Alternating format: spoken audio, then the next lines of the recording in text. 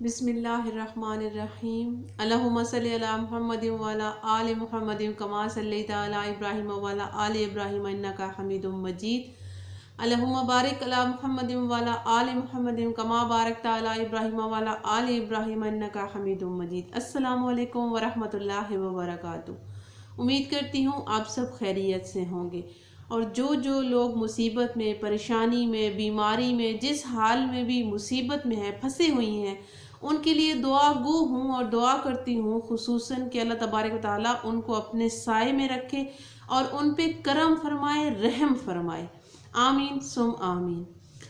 آج میں آپ کو ایک بہت ہی یہ کہہ لیں کہ بہت اچھی بات سمجھانے کی کوشش کروں گی، کیونکہ ہم لوگ عموماً یہ کرتے ہیں کہ اگر کوئی انسان جس سے غلطی ہو جاتی ہے یا خدا نہ خواستہ گناہ ہو جاتا ہے تو ہم اس کو تنقید کا نشانہ بنا لیتے ہیں۔ ہم اس کو یہ نہیں کہتے کہ آپ اللہ سے توبہ کرو یا اس نے توبہ کر لی ہے، اس کو اس توبہ پہ اپریشیٹ کریں یا اس توبہ پہ اس کو حوصلہ دیں کہ آپ اللہ سے بار بار توبہ کرو، وہ معاف کرنے والی ذات ہے۔ ہم یہ لوگ یہ نہیں کرتے، ہم الٹا جو ہے اس کا دل دکھاتے ہیں اور الٹا جو ہے اس کو برا بھلا بھی کہتے ہیں۔ آج کی میری جو بات ہے وہ بھی اسی حوالے سے ہی ہے کہ ہم لوگ کیا کرتے ہیں، ہم اس معاشرے کا جو ناسور ہے وہ کیسے بنتے ہیں۔ ایک لوہار تھا اور اس لوہار کی جو عادتیں تھیں بہت زیادہ خراب تھیں اور بری تھیں۔ تو ایک دن اس کی دکان کے پاس دو بزرگ آدمی کھڑے تھے اور وہ دونوں اسی کے اوپر بات کر رہے تھے۔ ایک بزرگ کہہ رہا تھا کہ یار یہ جو لوہار ہے اس کی وجہ سے ہمارے پورے گاؤں کی جو عورتیں ہیں وہ بہت زیادہ ڈرتی ہیں اور گھر سے باہر نہیں نکلتی ہیں، کیونکہ یہ ان پہ بری نظر، ان پہ گندی نظر ڈالتا ہے۔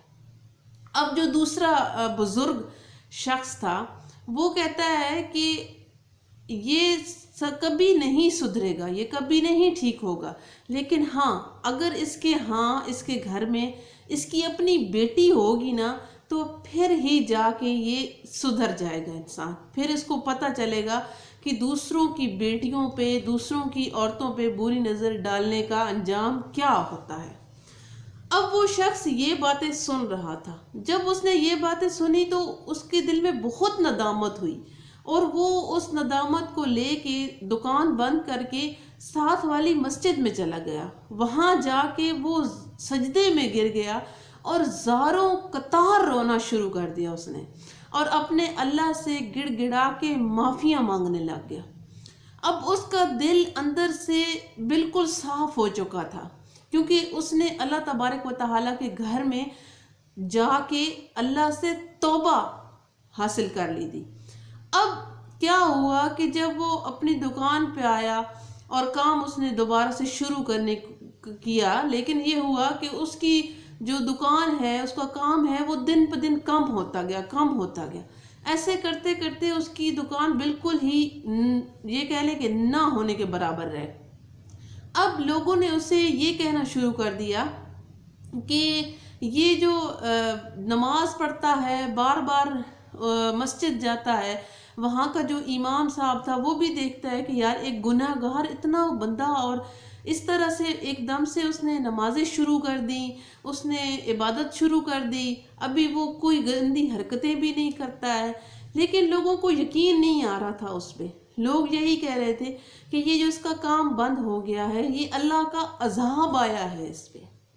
اب ایسے کرتے کرتے اس پہ اتنے برے حالات آ گئے کہ کبھی کبھار تو وہ شام کا کھانا بھی نہیں کھاتا تھا، بھوکے پیٹ سو جایا کرتا تھا۔ لوگوں نے اس پہ باتیں کرنا بند نہیں کی تھی، لیکن وہ اپنے اللہ سے توبہ کر رہا تھا۔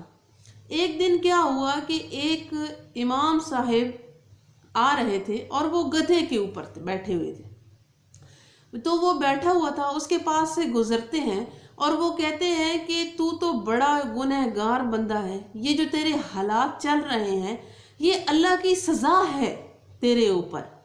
اب اس شخص کو اور تو کوئی سمجھ نہیں آیا، اس نے مولوی صاحب کو گدھے سے اٹھایا اور اپنے کندھے پہ بٹھا کے چل پڑا۔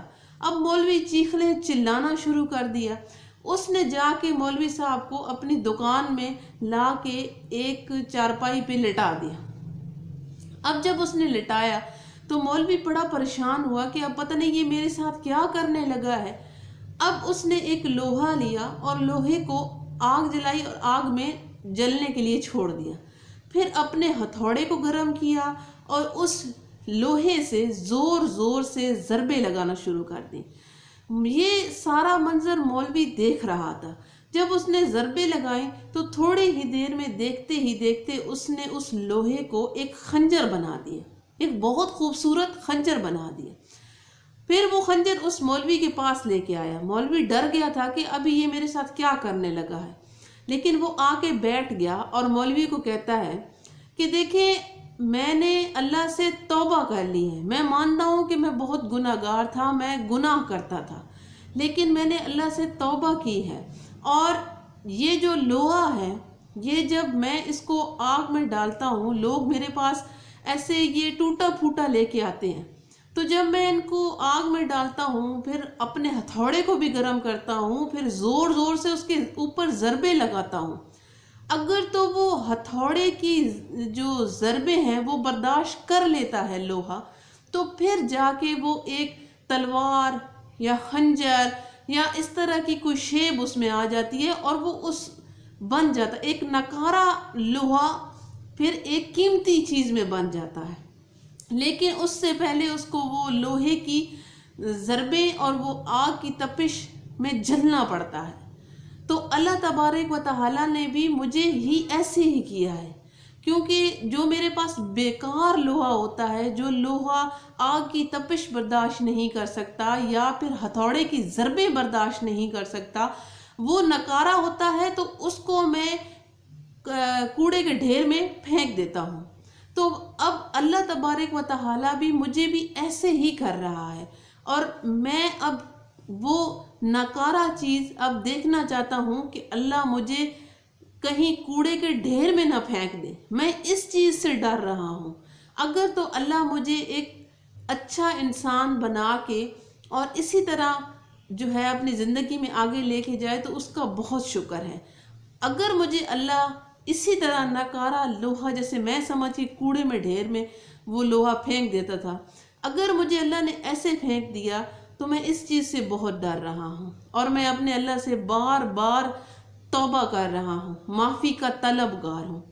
پھر جا کے اس مولوی کی دماغ میں یہ بات بیٹھی اور پھر اس نے کہا کہ نہیں، تم ٹھیک تھے، ہم لوگ غلط تھے، کیونکہ اللہ تبارک و تعالیٰ کی بارگاہ میں بار بار توبہ کرنے سے گناہ تو دھلتے ہی ہیں۔ میرا مالک، میرا اللہ بہت خوش ہوتا ہے۔ اللہ تبارک و تعالیٰ ہم سب کو توبہ کرنے کی توفیق عطا فرمائے۔ اللہ تبارک و تعالیٰ ہم سب کو گناہ سے بچنے کی توفیق عطا فرمائے۔ اللہ تبارک و تعالیٰ ہم سب کو ہدایت کے راستے پہ چلنے کی توفیق عطا فرمائے۔ امید کرتی ہوں آج کی یہ خوبصورت بات آپ کو ضرور پسند آئی ہوگی، اور انشاءاللہ تعالیٰ پھر کسی اچھی اور نئی بات کے ساتھ آپ کی خدمت میں حاضر ہوں گی۔ تب تک کے لیے شاہین اختر کو دیجیے اجازت۔ اللہ حافظ۔